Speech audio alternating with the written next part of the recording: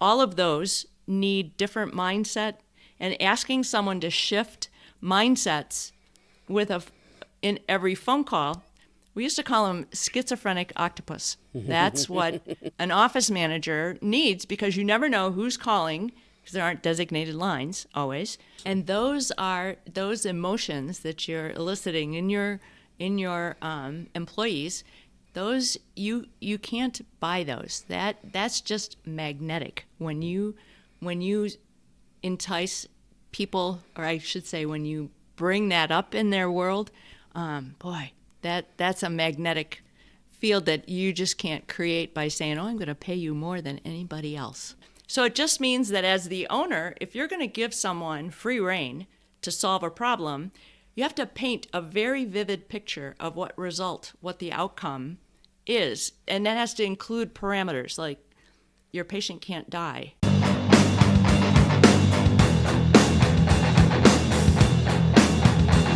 Hello and welcome to the How2Exit Podcast, where we introduce you to a world of small to medium business acquisitions and mergers. We interview business owners, industry leaders, authors, mentors, and other influencers with the sole intent to share with you what it looks like to buy or sell a business. Let's get rolling.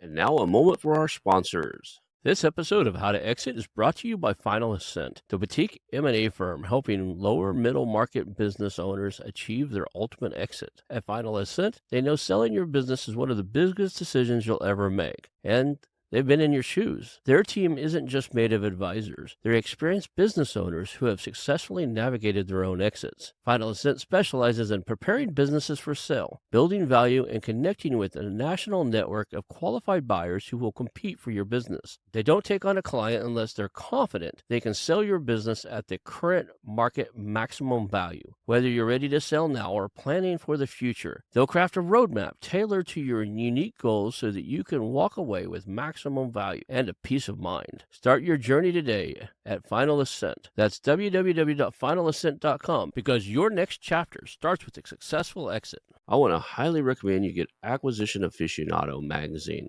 Every month, Acquisition Aficionado magazine brings you tactics for business buying and selling you won't find anywhere else. Learn firsthand from industry leaders who share their success stories, featuring in-depth interviews and stories from leading figures in the business acquisition industry. This multi-platform mobile magazine speaks to acquisition entrepreneurs wherever they are in the journey. And I want you to visit acquisitionaficionado.com today. Hello and welcome to the How to Exit Podcast. Today I'm here with Dr. Ruth Mannschreck, and she is a dentist by previous trade, but she's also a business advisor and really helps a lot of small businesses perfect their business in such a way that it's sellable and scalable. So I'm looking forward to having this conversation with you today.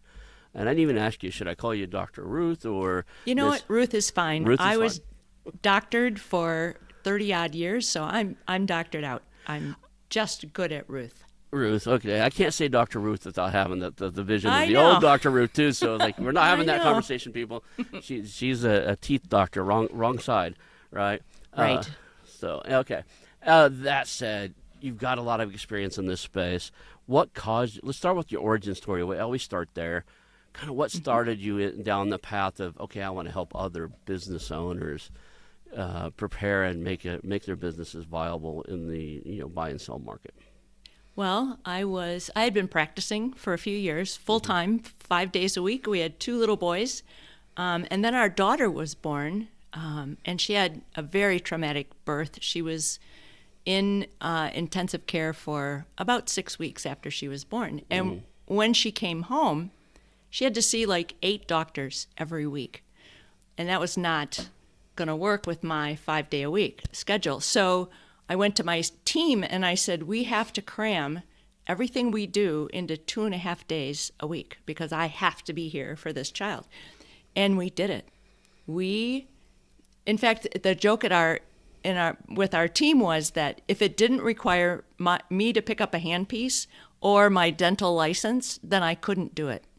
It was all about developing systems and hiring the right people. And we did it. We got back up to the revenue that we had before, and then we grew it. And we never went back to 5 days a week. We stayed at 2.5. It was wonderful. That's amazing. It's a testament to saying, what they say, what's the word I'm looking for? Necessity breeds creativity. I think that's the phrase. The mother of all invention. Exactly. Exactly. I was telling you beforehand, I've been working on this app, and it's like, it became because I needed something and somebody to talk to, and I was like, and I caught myself creating all these different prompts and stuff to make the AI tools out there do it, and it was just a necessity. I wanted something, and it wasn't out there, so I built it. And there's something that's an entrepreneurial thing. You wanted something, you needed something in your life. Your children took priority, and you're like, I've got to make this work, and you found a way to do it. So I want to acknowledge you for that, because that's not something everybody can do, but it is an entrepreneurial trait. And I didn't even think about telling other people about it, except the doctor next door to us, also a dentist, caught me in the hall one day, and he said, Ruth, where are you? You are never here, but the lights are still on. You're still paying the bills. And he became my first coaching client. And he's the first person I taught the process we have for really streamlining your business, whatever it is, and making it self-propelled, we like to call it, so that it runs on its own.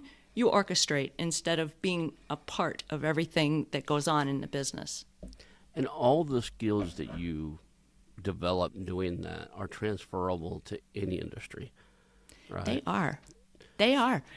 If you sell things, if you provide a service, if you have people that work in your business, all of these strategies that we use, there's only 5, and they're all applicable to making your life more what you want it to be. When we, as entrepreneurs, start out, we are looking for something more than working for somebody else. We want some freedom. We want time freedom or location freedom or financial freedom, all those things. So this is how you get to that. No matter how big, it doesn't matter how big your business is. These principles all apply, and just make it so much more fun. I meet business owners all the time through my clients and through my own ventures and stuff. And I often hear them talking about 60, 70, 80-hour weeks. And I reflect back when I was in tech, and I'm of the utmost confidence that you cannot be productive 60, 70, hours a week. Every single day, there is a certain window which you can be highly productive and highly effective, and everything else is kind of fluff and doing things that probably other people should be doing. Right? Absolutely. My favorite book, a book that probably I would say changed my life a lot, was Dan Sullivan's Who, Not How. And now I think they ought to rewrite it and say who and what, not how, because a lot of times the who could be AI. But that said, not everything should be done by you in a small business. Not everything, you're not the best, as much as you want to think you are, you're not the best person to do all the different tasks. Well, the majority of us, if we started from scratch, we were wearing all the hats. And it's really hard because you can do it good enough to get it done. So it's hard to relinquish that to someone else. I call it surrounding yourself with experts. It's kind of the Henry Ford outlook on business. Henry Ford never even graduated from high school. And he stayed in his lane. He had one genius, that was him, and he just surrounded himself with experts that did everything else. And if you can't afford an expert, you can at least afford a champion, even if they're part-time. A champion for your marketing could be a teenager, because they have social media like nobody else does, So a little creativity is helpful to think about how can I find experts to work with me toward the goals that I have for my company. Right. Now, having just had my wife go through some dental stuff, and I'm about to go through some dental stuff of my own, there are certain things in the dental practice that take a long time, right? I'm thinking like root canals and stuff. Is there things you just cut out, like, look, we're just going to refer those out, we're not going to do them? We had done that already. Okay. That's one of the really nice things about dentistry is I can do all of it, or I can do only the parts that I like. So I was surrounded by some other specialists, so it made it easy for me to work in conjunction with other specialists. So yes, root canals are not my favorite, so my best friend is an endodontist. Right. But I love restoring implants. So a periodontist that places all my implants, we kind of design them together. And I love that part. So yes, for the most part, we had narrowed it down to only the things that make me smile, that make me happy to do. And the rest, yes, we had a great referral.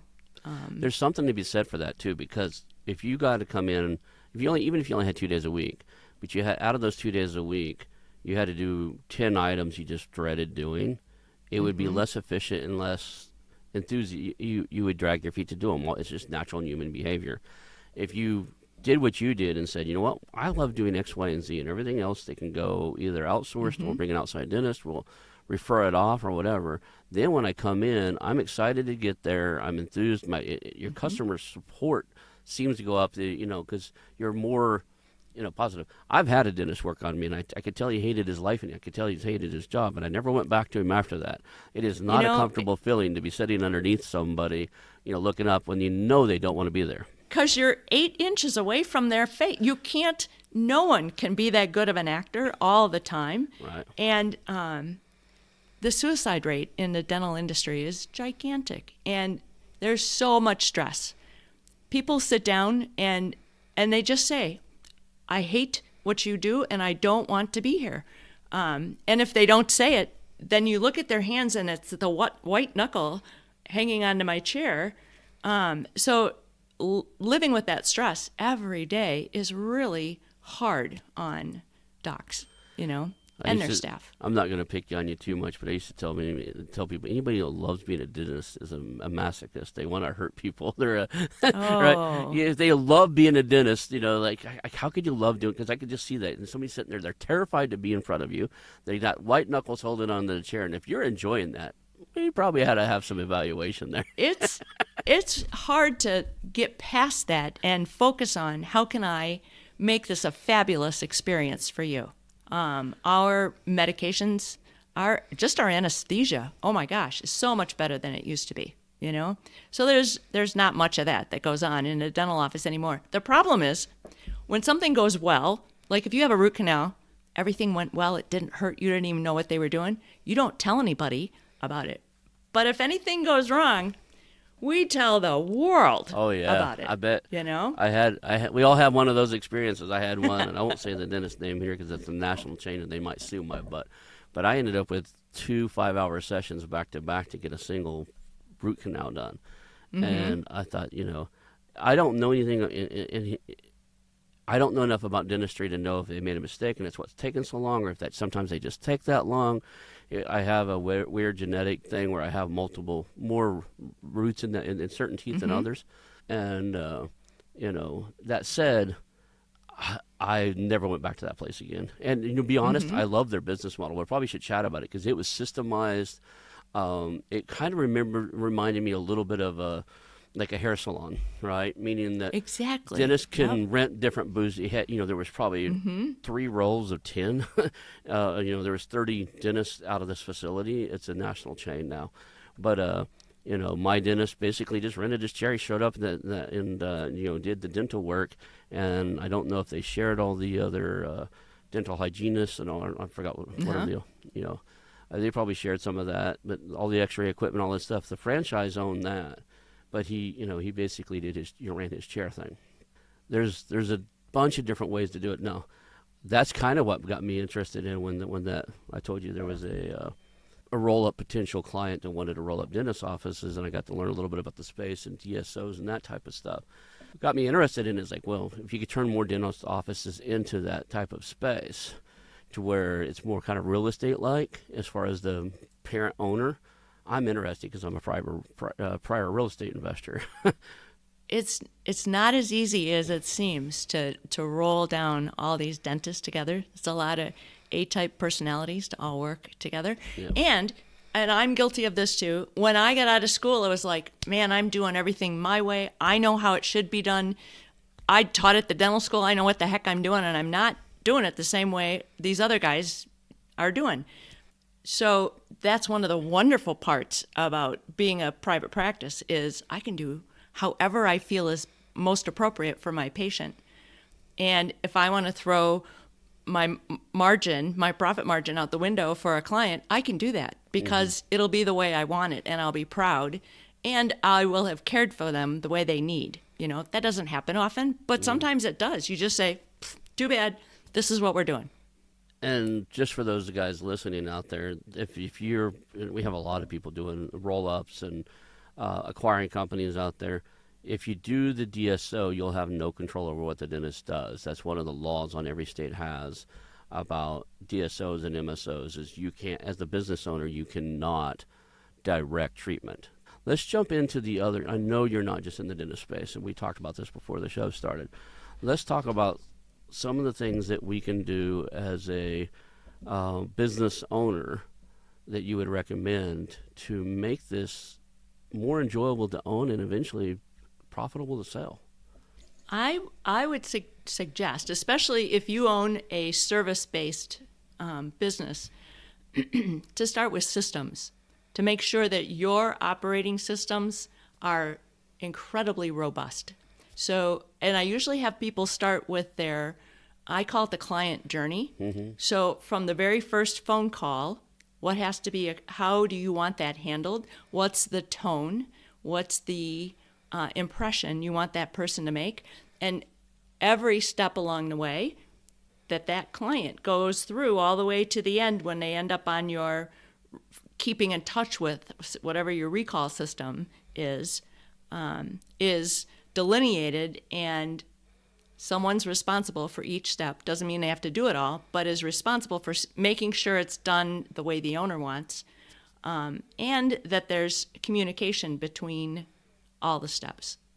So that's probably the biggest thing that people can do is take the owner out of all of those systems and run them through. Just make sure everything is documented. And today, the cool part is, it used to be we had to write everything out in, long handbooks. And now, a lot of my clients, it's all on video.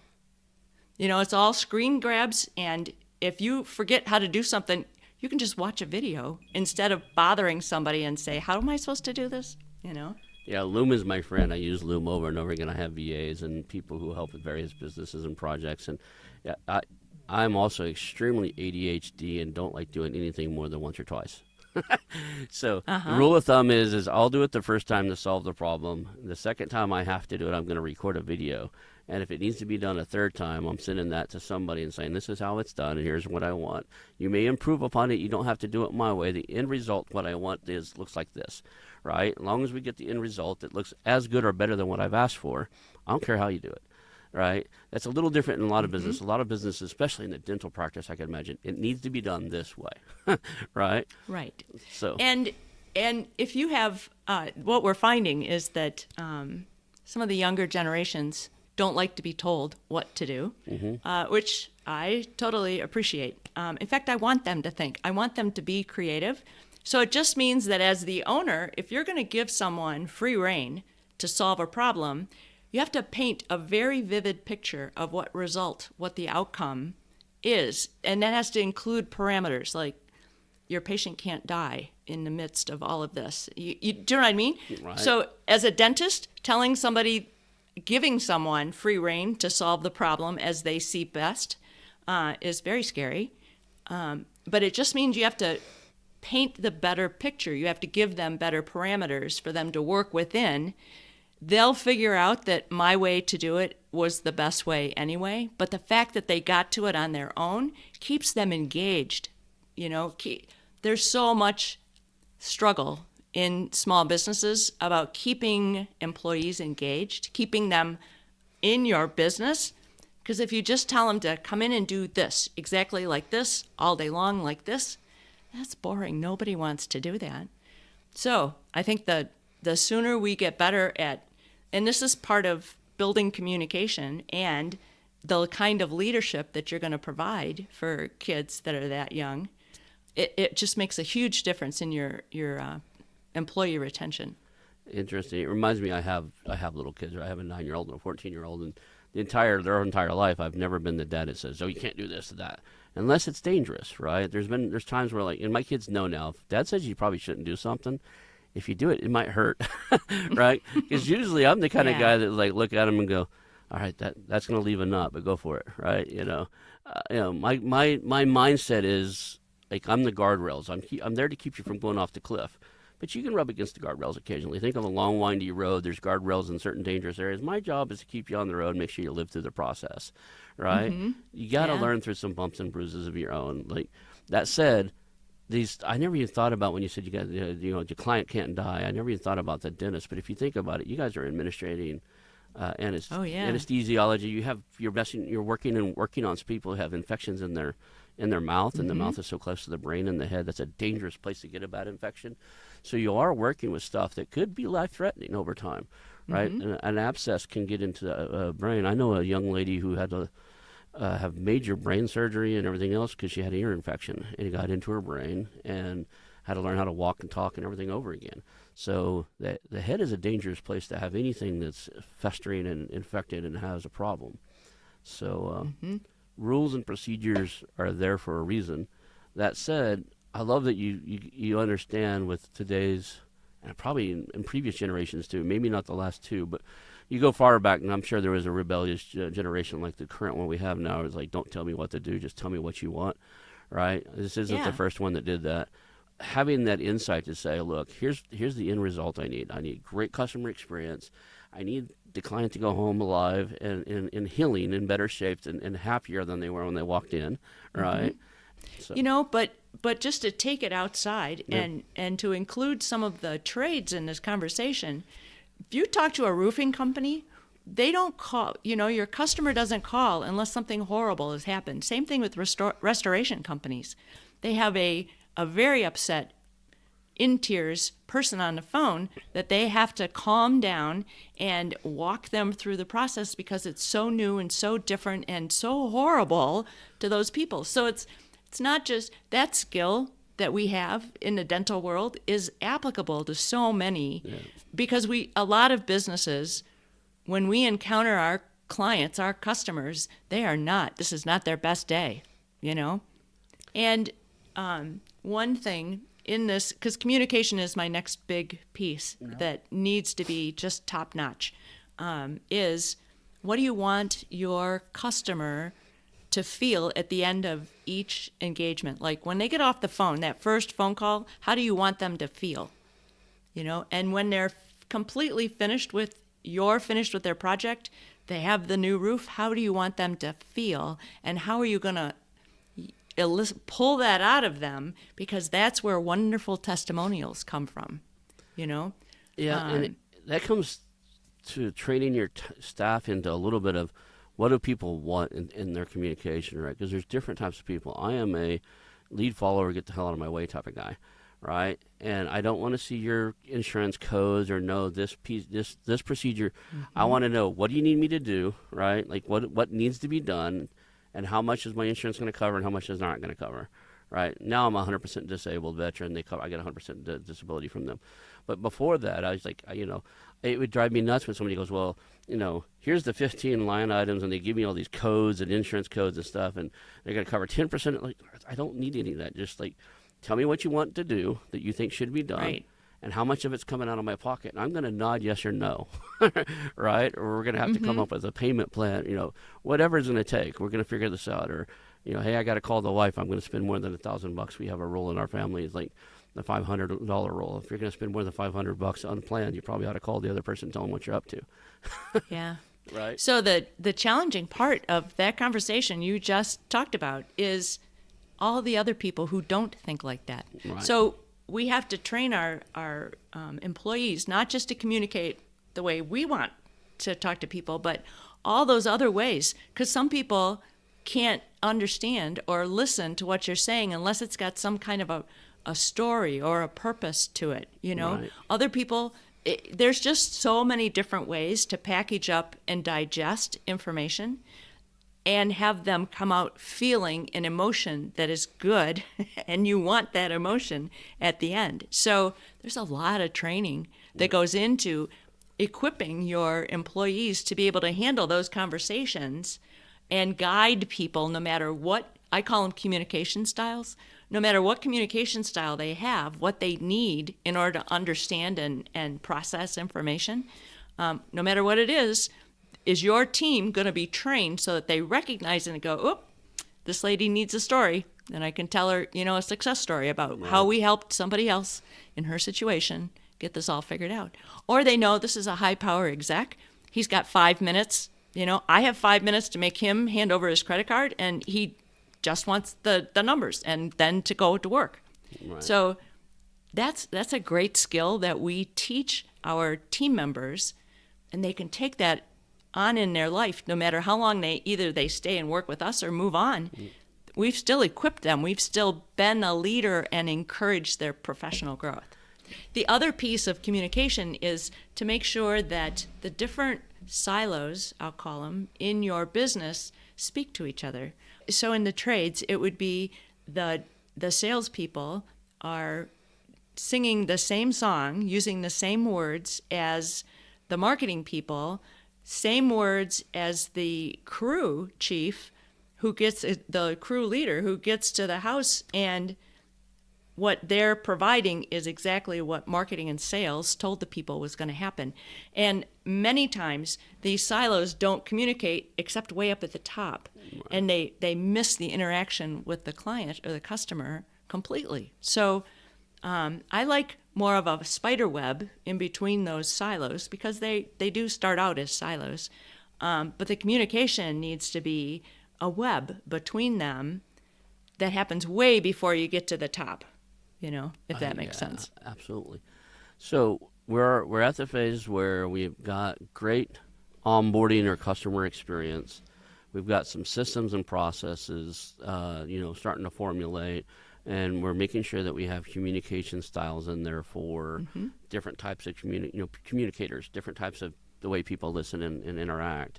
What would be the next phase that you would address? Then I would say to look at your team members themselves. You want really high-performing team members, and how you get to them being high-performing is different in every business.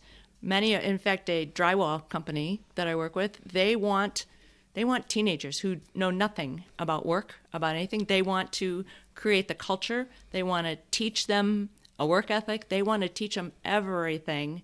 So they want newbies, and they put in the hours training them and teaching them, because then they get an end result that is exactly what they want, and they have way less churn of employees, You get way less. Other people, I'm sorry, go ahead. I was going to say, I grew up a painter's son. My father was a painter. We did sheetrock and paint.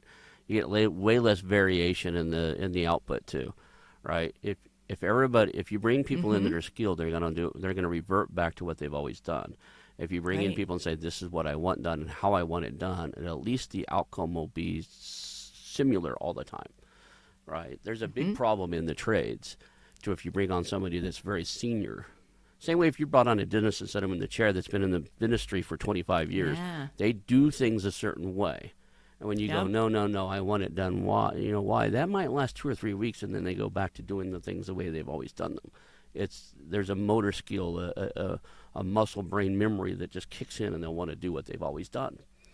So I encourage people when they're trying to make a shift from the way they've always run their business, which ends up being there's one person like in the office who does 12 different things because she learned how to do 12 different things.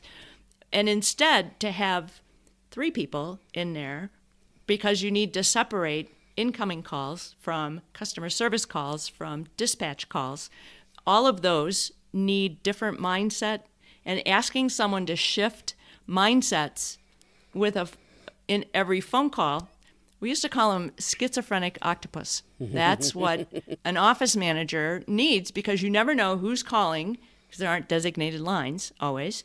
And so I encourage people, when you try to draw an org chart to organize your team, to start with setting it up the way by job description or by responsibility instead of, because we always start with names and we have owner at the top and then Mary and here's Tom and Mary and Tom both do 4 different things. So you're not having an expert in an area be responsible because they all kind of do it really well, There's a thing inside of computers, and humans have it too, called context switch. And anytime you change, like if I'm answering the phone back to back to back, taking an appointment request, like people, I got a toothache request, and all of a sudden you've got 15 people I need to call. If I'm trying to pepper those in the middle of it, that context switch is very disruptive to the human brain. It's very disruptive even to some of the most advanced computer systems in the world. And it's because there's already certain things and conversations going on in your head. There's certain things in your memory that has to be set aside, and like you got to reformulate what you're about to say to this new person, and then you get a new call for the next tooth appointment. So there's definitely inefficiencies in randomness. So yeah. And in the beginning, pardon me, when you're starting your own business, you do them all, and it works because you make it work. But if you want to scale, if you don't separate things, you're going to burn through employees because it's no fun. When it's not your business, it's just a job, and that's crazy making, So if you want to scale or if you want to show a potential buyer an organized business that's ready to go and self-propelled, you got to start thinking about job descriptions or responsibilities as opposed to Mary does this and Tom does that. I see a lot of times in these businesses we look at to buy, they have great employees, but they may not have what I refer to as the right butts in the right seats, meaning that somebody's doing something because they've always done that. But when you really look at it, they don't enjoy it anymore. They're not really doing that great a job at it anymore, and they really want to do something else. And whether that's inside your company or outside, I always jokingly say there's no such thing as a bad employee, but some employees would be better off working somewhere else, right? There's a right place and a right skill set for most people. That said, it's really difficult sometimes to work with these business owners and coach them and say, look, John over there he's a great guy. Yeah, you promised his dad who worked for you for 30 years that you would take care of little Johnny now that he's working for you. But is he really the right guy to lead your sales? Because he hasn't sold anything in the last 3 weeks or last 6 months, right? Right. And the reverse of that is also true. So many businesses take their top seller and make them director of marketing. So they don't know anything about leading people, and they don't get to do what they love to do anymore. Now they're trying to motivate people who aren't as good at it as they were. We do it all the time. We just take good people and promote them into a job that they're not skilled for. So we have a simple little test that we do. Actually, that a mentor of mine, a coach of mine, taught me years ago to find out what are your employees, what are their gifts and graces, so to speak, and you just take out a sheet of paper and you divide it into 3 columns, A, B, and C. In the A column, you list everything in your job that you love to do. Like, you could do it with your eyes closed. You're good at it. You love to do it. In the B's, you put, yep, I'm okay at this. Doesn't ring my chimes, but I get it done well. C's are, I hate this. I hate doing these. And if I'm a list maker, it's the things that always stay there and get transferred off my list from day to day to day because I never get around to doing it. And have your employees go through and just divvy up their skills and we're just doing this by what I enjoy. You don't even have to be brilliant at it. And then focus on how can we get rid of their C's, give those to somebody who actually enjoys doing that, and have them focus on their A's, maybe some B's. And doing that one thing of having them focus gets people 90% more satisfied in their jobs. That's incredible research, I think, because being satisfied with what you do is a huge motivator to get up and go back and do it again tomorrow. I don't know if it was willingly or unwillingly, but you've developed something that's very similar to a Japanese model of fulfillment called ikigai. You ever seen that? Okay. Yeah. So what am I good at? What does the world need? Those type of, what will people pay for, right? And where they overlap is where somebody should focus their energies. Doing that with an employee is, what are you really great at? What do you really enjoy? What's most beneficial to the company? And finding those alignments is like what I said earlier about the wrong butts in the wrong seats. Yeah. A lot of times, if you got a big enough organization, Johnny doesn't need, like we were talking about Johnny being the sales guy, he doesn't need to leave the company, right? He needs to become a software engineer because that's what he has always wanted. And you're holding him back because you want him in sales because sales pays more potentially if he was great at it, but he's not great at it, right? So he's never going to get the commissions he deserves. He's never, he's never going to make the sales you need him to make the company move forward, because that's not it's the wrong button, the wrong seat at the wrong time. Right. So another good place to use this simple little test is in your hiring process. We have candidates go through and list in this job description, it's all written out, tells you what you're going to be doing. What parts of this do you like and what parts you don't like? Because nobody's going to like all of them. And if they're going to lie, I want to know about it now. But at least why not see what they're really good at and what they enjoy doing the most, It's just a very helpful way. And then it starts a conversation so you can speak to it, And when you start to talk to employees about what do you like, what are you good at, how can I help you be better at this, you are showing concern and care for them that isn't in every business in America. So many of the businesses, they just assume, my team knows I love them. We don't spend much time always helping them grow professionally or personally. Either one of those is going to produce a better employee for you. So it's well worth. I know it's time, it's money, it's effort, but so worth it, because churning employees is really expensive. Right. In the European model, they refer to turnover as revenue. So every time I hear the word turnover, it kind of throws me off a little bit. Here, for all my European listeners, here, turnover is when people leave. So a high turnover is not a good thing. Not good, right. And in this mergers and acquisitions phase, one of the things that you have to be really careful for is people are resistant to change.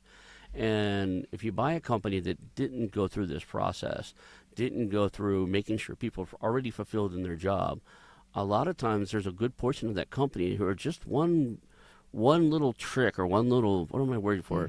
Trigger, I guess is the word I'm looking for, to going to find something else anyway, right? Yep, the straw that broke the camel's back. Exactly. They weren't totally fulfilled or satisfied where they were, and you just threw a monkey wrench in and said, the only guy I'm hanging out here, my loyalty to the owner is why I'm here, right? This, I'm not miserable, but I'm not happy, and you're leaving, so I'm going to go find something better. Addressing what she's talking about, Ruth here, what you're talking about, addressing that now is critical, that us as buyers make sure it happened, that the employees feel fulfilled, that or you address it fast, right? We have all these trailing indicators that we look at when a company's bought that says how many employees left, right? And if I ever build a tool that, if I've been playing with LinkedIn's AI, if they ever let me really see the inside of that, I'm going to build a tool inside of there that gives me a leading indicator, right?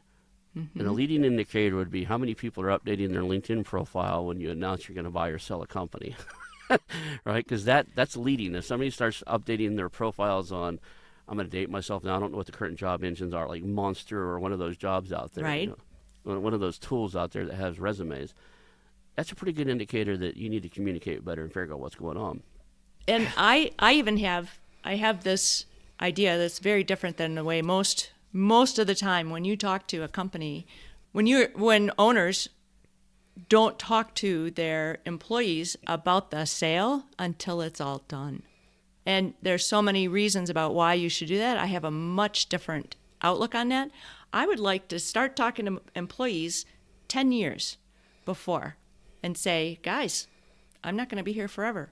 Let's set this business up so that it runs just the way you want it. So you feel like you can be here whether I'm around or not, and start building your people and your culture, because that's the next piece that I want them to work on, is build a culture that's so irresistible that people want to stay there.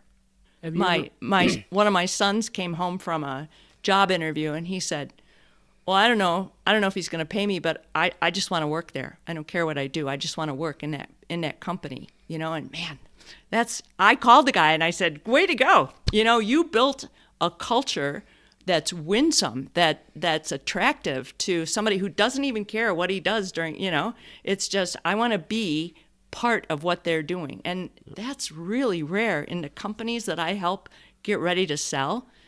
Culture is at the bottom of what they're worried about. And I've seen the opposite, right? I came from the tech industry. I worked for Lockheed Martin designing firewalls and emission planning systems for the U-2 spy plane.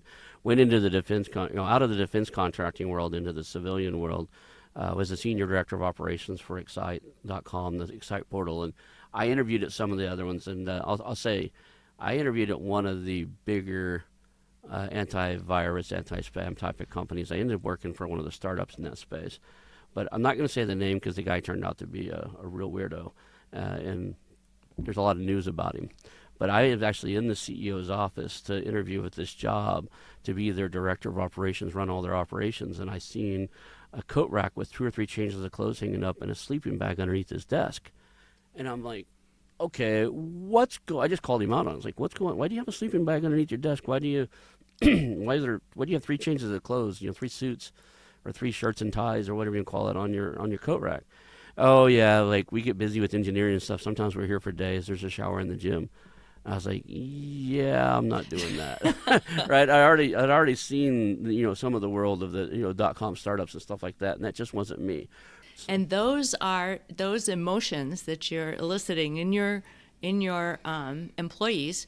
Those you can't buy those. That's just magnetic. When you entice people, or I should say, when you bring that up in their world, that's a magnetic field that you just can't create by saying, "Oh, I'm going to pay you more than anybody else," I bet there are some industries where it's tougher than others. If you're a plumber and you deal with sewage and septic, you by definition have a shitty job, right? So it's going to be a little more difficult to create a wonderful culture there. But it still is done, right? But they do. Yeah. They do, And you absolutely need it, because you have to encourage younger people. If you want them to stay, you have to give them something enticing, more than just cleaning out pipes. There has to be some growth. And I think culture is the perfect place.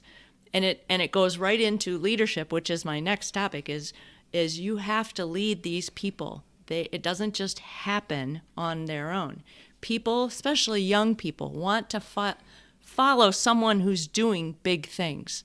And you can do big things even in plumbing, but it needs to be articulated. It needs to be role modeled for them. Those are the biggest parts of leadership and developing your employees. I think that's a huge chunk of the responsibility of leadership in a business, is taking the team that you have and saying, how can I help you? What do you need to grow as a person and then as a professional in my business?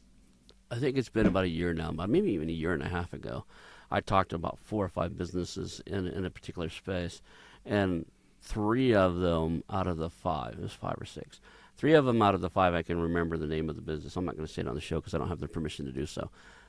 When asked why they're getting out of the business, they're like, well, it's too hard to hire people, and I'm not hiring this generation. They don't want to work, and I don't know how to deal with them. It's not true. They do want to work. Keep saying that. It's not true. They do want to work. You just don't know how to work with them, right? Yes. It is a different mindset, and it's a different skill set. And I called them out on it. It's like, look, I would bet money that those people want to sustain life. They want to work. They want to do things. If they wanted to start something on their own, you would never have them in your interview process to start with. You just don't know how to work with them, and it doesn't fit the model that you've always done. So now you're in this mode where you're either going to adapt, die, or sell the company, and you've chosen to sell. Well, let's be honest about what's going on here. Right? Yeah. Yeah. And the next guy has to figure it out because he can't buy your business in a declining market because you're refusing to hire people. That it makes it harder for you to sell. You may not even be able to sell it because of that, right? If as a buyer, if I can't see that you're sustaining, growing, and improving, unless I'm a turnaround expert and I know exactly how I'm turning you around, I should run, right? There are people out there that are good at that. I'm not one, right? And I don't currently have any clients I would call turnaround experts. I have some people I interview, and I have some people I'm regularly chatting with that hang out with me because in my network that's what they do. They turn around businesses. But it is a skill set like you wouldn't believe. These guys are ironclad warriors in their space, and they can look at something and know step by step what has to happen, and it is a rare skill set to have. And sometimes they still fail, right? I know a few where they bought it, they got it going, and they end up having to file bankruptcy and get rid of it. Our statistics for us businesses that go to market, that only 20% of them actually get sold. Those are such horrible statistics that I just encourage business owners, before you get to the part where you put your business on the market, to really take a look at all the parts and make sure your business is self-propelled, that you have the team, that you have all these things, because those turnaround guys are so rare. What's the odds that you're going to cross paths, or your broker's going to have one in his back pocket that's going to fit with your design of a business? I'm going to say two things about that 80-20 rule. It's not true. It's worse than it is. So the 80-20 rule is that 20% of the businesses that get listed only 20% ever sell. That is absolutely true, and it's partially because the other 80%, a large portion of those should have never been listed. They weren't ready to sell. Right? Business brokers are taking listings because they're getting listing fees that they should have never taken, and taking businesses to market that are not marketable, and that's causing the problem. The scarier part of that is those business brokers are still turning away businesses that every business broker has their own threshold, and they have businesses that they think are not marketable, and they're turning those away. So the numbers are even worse than that. If you had, there's probably another 10 or 20% of businesses that went to them that they just turned away to start with, right? Or so there's, it's an ugly process that by the time somebody thinks they are ready to sell, they usually need to sell, right? They've waited too long. I know that is the biggest. When people ask me for like a list of mistakes, the biggest one is we wait too long. We think I'm ready to retire, so that means my business is ready to sell. And that couldn't be further from the truth. It's even from a numbers point of view, the odds of your revenue being trending in the right direction at the right time when you decide you want to go on permanent vacation, that's never going to happen, or hardly ever happens, So I think it's a 3-year process for a good company. It's a longer process for one that's just an independent operator who thinks they... I've met so many in the pest control space. I bought a small pest control company. I bought it way too small. As a matter of fact, I kind of didn't even buy it. I bought a list of customers and stuff, bought their equipment, and then built it on my own because the one we were looking at wasn't working. I talked to 15 independent operators that were, too small really, that we were going to buy their list. And every one of them thought they had something to sell. Yeah. And I was like, you really don't, right? You have a list of customers, some of which call you back every spring because ants crawl out of the ground in Oklahoma every spring. And, termites come back after, a little bit if you don't put permanent treatment in the ground, if you're just spot treating, which they shouldn't be doing. But that said, you do have recurring customers. You do have, a book of business, but you don't have anything else to go with the element. And a lot of that book of business is they came to you because you were the lowest price at the moment in their moment of crisis. They like you.